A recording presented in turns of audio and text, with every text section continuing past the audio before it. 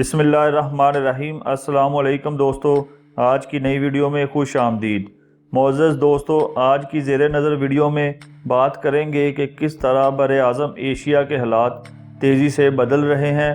اگر یوں کہہ لیں کہ ایشیائی ممالک مغرب اور امریکہ کی غلامی سے نکل کر خود مختار ہونے جا رہے ہیں، یا پھر امریکہ کو چھوڑ کر چین پر زیادہ انحصار کرنے لگے ہیں، تو غلط نہ ہوگا۔ ایران اور پاکستان کی مثال آپ کے سامنے ہے۔ ویڈیو کی تفصیل میں جانے سے قبل ہمارے چینل theinfohut کو سبسکرائب کریں اور ساتھ ہی موجود بیل آئیکن کو دبا دیجئے تاکہ ایسی معلوماتی ویڈیو کے نوٹیفیکیشن آپ دوستوں کو بر وقت ملتے رہیں۔ دوستو، تیزی سے بدلتے حالات کو یوں بھی پرکھا جا سکتا ہے کہ روس، جو کہ بھارت کا دیرینہ دوست تھا، آج پاکستان، چین، ایران کے بلاک میں شامل ہو چکا ہے، جبکہ بھارت اس خطے میں سے اکیلا ہی امریکہ اور اسرائیل کے بلاک میں شامل ہے۔ بھارت جن ممالک میں گھرا ہوا ہے، وہ سب ممالک بھارتی رویے کی وجہ سے بھارت کو دشمن سمجھتے ہیں۔ وہ ممالک زیادہ تر چین پر انحصار کرتے ہیں۔ یوں بھارت اس خطے میں اکیلا رہ چکا ہے۔ آپ سب یہ بات نوٹ کر سکتے ہیں کہ بھارت اس خطے میں سے کسی بھی طاقتور ملک کو پاکستان کے خلاف استعمال نہیں کر سکا۔ آخرکار افغانستان جیسا ملک ہی پیچھے بچا، جو کہ بھارت کی چکنی چوپڑی باتوں میں آ گیا۔ پاکستان اس خطے کا اہم ترین ملک ہے۔ روسی تجزیہ کاروں کے مطابق پاکستان پر انحصار کرنا اس خطے کے ممالک کی مجبوری ہے۔ پاکستان کو ہلکا نہ لیا جائے۔ پاکستان کے حالات بگڑنے سے پڑوسی ممالک بھی بہت متاثر ہوں گے۔ اس کے علاوہ روسی دفاعی تجزیہ کاروں کے مطابق پاکستان نہ صرف ایٹمی قوت ہے بلکہ ایک بڑی فوجی طاقت بھی رکھتا ہے۔ پاکستان کی مسلح افواج جنگ کا بہترین تجربہ رکھتی ہے، لہٰذا پاکستان شمالی کوریا سے بھی زیادہ خطرناک ملک ہے۔ اس لیے ہم سب کو پاکستان کے ساتھ تعاون کرنا ہوگا۔ جو ملک پاکستان پر طاقت کا استعمال کرے گا، اسے اور اس خطے میں موجود دوسرے ممالک کو سخت نقصان پہنچے گا۔ روس دراصل پاکستان کو آزما چکا ہے۔ افغانستان میں روس کو شدید نقصان پہنچا تھا۔ روس نے طاقت کے نشے میں گوادر پر قبضہ کرنا چاہا مگر ناکام رہا، جبکہ چین نے دوستی کا ہاتھ بڑھا کر گوادر تک رسائی حاصل کی۔ دوستو، گوادر پورٹ سے دنیا کے تقریباً تمام ممالک فائدہ اٹھا سکیں گے۔ یہ منصوبہ جہاں تمام ممالک کو آپس میں ملاتا ہے یا ایک دوسرے سے تجارت کرنے کے مواقع فراہم کرتا ہے، وہیں بھارت کو مکمل طور پر تنہا بھی کر دے گا۔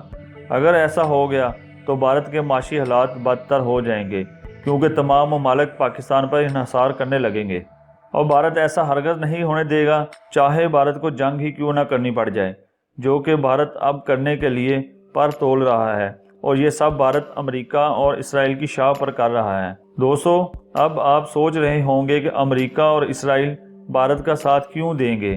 تو اس کا سادہ سا جواب یہ ہے کہ گوادر کے ذریعے چین اگر تجارت کرتا ہے تو امریکہ کو قرضے کی شکل میں چین پیسہ دینا بند کر دے گا۔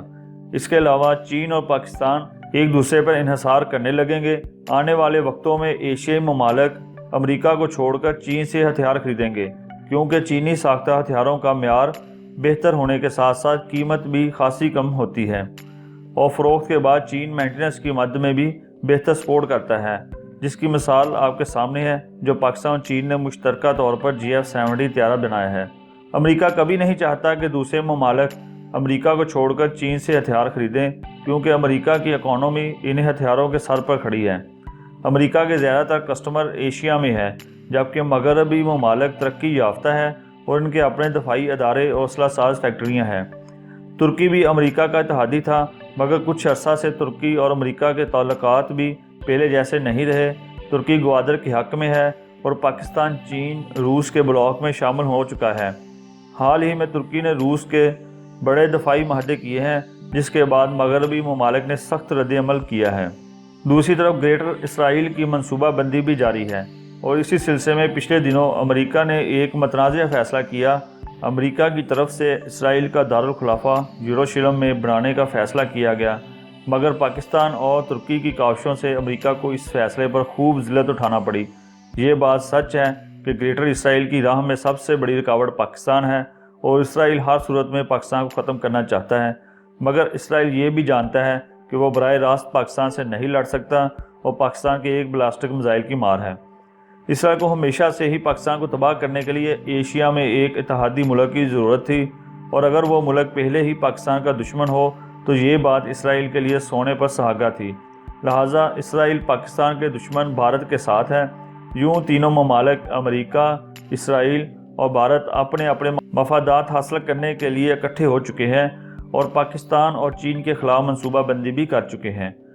حال ہی میں امریکی خفیہ ایجنسی CIA کے چیف کی بھارتی خفیہ ایجنسی رویہ کے چیف سے خفیہ ملاقات ہوئی، جس کے بعد بھارتی آرمی چیف نے انتہائی خطرناک بیان دیا، جس میں انہوں نے کہا کہ بھارت پاکستان اور چین سے ایک ساتھ لڑ سکتا ہے، جبکہ بھارت کی یہی آرمی چند مہینے پہلے اپنی حکومت کو باور کروا چکی ہے کہ ہم ایک ہی وقت میں چین اور پاکستان سے نہیں لڑ سکتے۔